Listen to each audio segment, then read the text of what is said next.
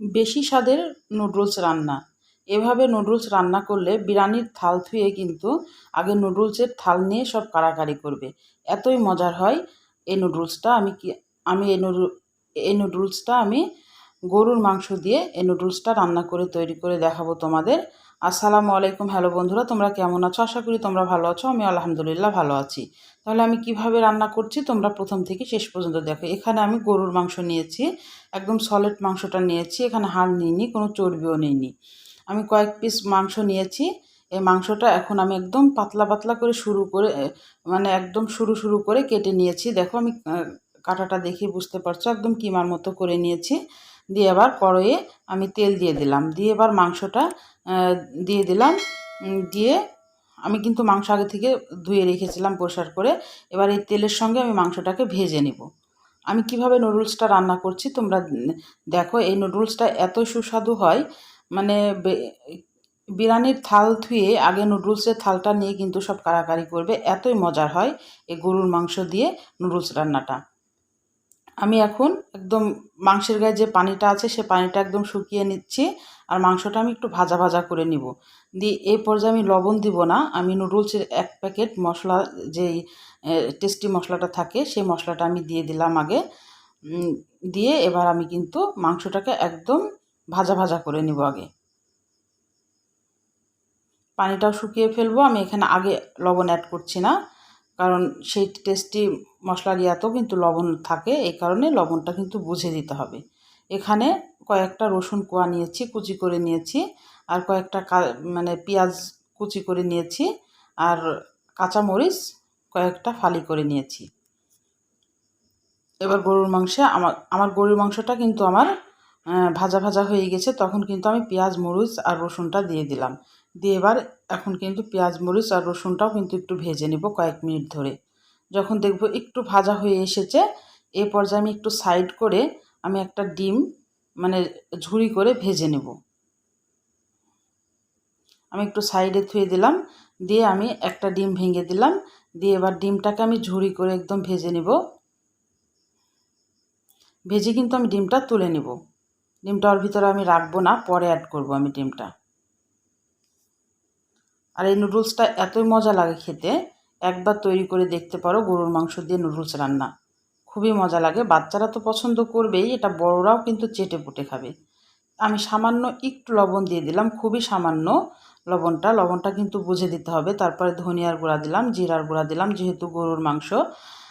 দিয়ে এবার একটু আমি পানি দিয়ে দিলাম। এই পানিতে খুবই অল্প পানি দিচ্ছি, এই পানিতেই কিন্তু মাংসটা সিদ্ধ হবে। আমি সিদ্ধ করার জন্য আগে কিন্তু আমি মাংসটা ভেজে নিয়েছি, এই কারণে আমি কিন্তু কোনো হলুদ অ্যাড করব না, আর শুকনো মরিচের গুঁড়াও দেবো না। আর এখানে গরম মশলা গুঁড়া দিয়ে দিলাম। দিয়ে এবার আমি ঢাকনা দিয়ে ঢেকে দিলাম। তোমরা আদা বাটা দিলে দিতে পারো, আমি আদাটা দিই নাই। দিয়ে আমি ঢাকনা দিয়ে ঢেকে পানিটা একদম শুকিয়ে নিব, দিয়ে একদম ভাজা ভাজা করে নিব আবারও। এই পানিতেই কিন্তু সিদ্ধ হয়ে যাবে, যেহেতু মাংসটা একদম কিমা। আর এই পর্যায়ে আমি সয়া সস দিয়ে দিলাম 2 চামচ মতো।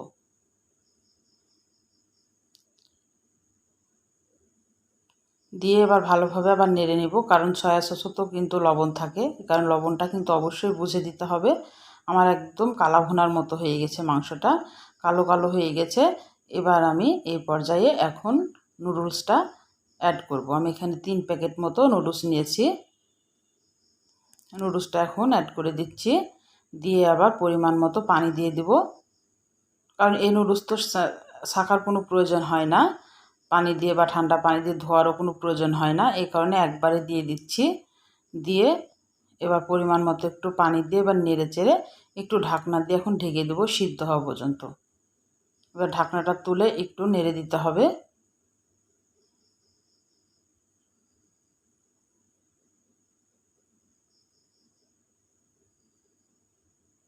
গরুর মাংস দিয়ে যে নুডলস এত সুন্দর হয় রান্না, আর এত মজা হয় খেতে। এবার যে ডিমের ঝুড়িটা রেখেছিলাম ঝুড়ি করে, সেই ডিমটা দিয়ে দিলাম। আর এখানে আমি 3 প্যাকেট যেহেতু নুডলস নিয়েছি, আমি 1 প্যাকেট কিন্তু গরুর মাংসের সাথে আগে অ্যাড করেছিলাম। এবার কিন্তু আর 2 প্যাকেট বাকি ছিল, এই 2 প্যাকেটটা আমি এই পর্যায়ে দিয়ে দিলাম। দিয়ে এবার ভালোভাবে মিশিয়ে এটাকে একদম ভাজা ভাজা করে নিতে হবে। পানিটা টেনে আসলেই কিন্তু নুডলসও সিদ্ধ হয়ে যাবে, আর মাংস তো আগেই সিদ্ধ হয়ে গেছে।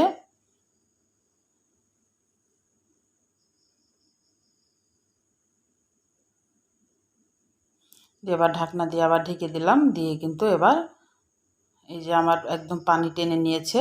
এবার কিন্তু এটাকে এখন কয়েক মিনিট মতো একটু নাড়তে হবে, নেড়ে নেড়ে কিন্তু এটা ফাইনাল লুকটা চলে আসবে। আমার নুডলস রান্নাটা হয়ে যাবে, গরুর মাংস দিয়ে নুডলস রান্না। তাহলে আমার রান্নার যদি কোনো অংশই তোমাদের ভালো লাগে, প্লিজ আমার চ্যানেলটাকে সাবস্ক্রাইব করে দিও, একটা লাইক দিয়ে রান্নাটা দেখা শুরু করো, আর ছোট্ট একটা কমেন্ট করে জানাও আমার রান্নাগুলো কেমন লাগে। পাশে থাকা বেল আইকনটা প্রেস করে দিও, আমি যখন এরকম নতুন রেসিপি তোমাদের মাঝে হাজির করব, তোমাদের কাছে যেন আগে নোটিফিকেশনটা চলে যায়। তোমাদের একটা লাইক, একটা কমেন্ট আমাকে অনেক উৎসাহ করে। আমি এবার নুডলসটা তোমাদের একটু পরিবেশন করে দেখাচ্ছি। খুবই মজার একটা খাবার, আর এটা কিন্তু নাস্তা হিসাবে বলো, টিফিন হিসাবে বলো, বাচ্চাদের তো খুবই পছন্দ। একবার হলেও তৈরি করে কিন্তু বড়দের বা বাচ্চাদের দিয়ে কিন্তু প্রশংসাতে তোমরা কিন্তু একদম পঞ্চমুখ হতেই পারো। এই খাবারটা এতই মজার হয়, এই গরুর মাংস দিয়ে নুডলস রান্না। আমি তোমাদের পরিবেশন করে দেখাচ্ছি। তাহলে আজকের মতো বিদায় নিচ্ছি। তোমরা সুস্থ থাকবা, ভালো থাকবা। আবার কোনো নতুন রেসিপির সাথে হাজির হব। আল্লাহ হাফেজ।